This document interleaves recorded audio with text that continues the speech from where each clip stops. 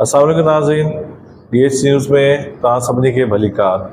कंदकोट मां सैयद रशीद अहमद शाह जी रिपोर्ट मूजिबि कंदकोट में क़ौम परस्त पार्टियुनि जे सॾ ते अफ़गान पनाहगीर ऐं कारपोरेट फार्मनि ख़िलाफ़ एतिजाजी मुज़ाहिरो कयो वियो।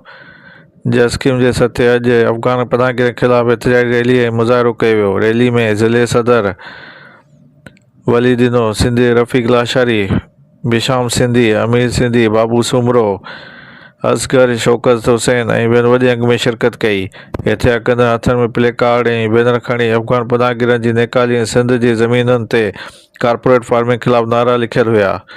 अॻवाननि ख़िताब कंदे चयो त सिंध जी धरती जेका शहीद शाइरनि ऐं सुरमियुनि जी सरज़मीन आहे, अॼु ख़तरे में आहे। हिक पासे गैर क़ानूनी अफ़गान पनाहगीर सिंध जी वसंदनि में अची रहिया आहिनि, जॾहिं त वसीलनि रोज़गार ऐं सक़ाफ़त ते मनफ़ी असरु पइजी रहियो आहे, जंहिं त ॿिए पासे सिंध जी ज़रख़ेज़ ज़मीनुनि ते कारपोरेट फार्मिंग जे नाले ते कब्ज़ा थी रहिया आहिनि।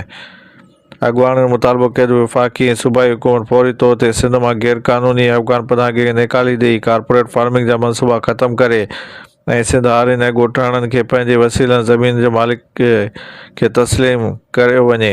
हिन चयो त सिंधी ज़मीन सिर्फ़ु ज़मीन न आहे, उहा सिंध जी सुञाणप बका जो हिसो आहे, जंहिं जी हिफ़ाज़त लाइ हर सतह ते जिदोजहद जारी रहंदी।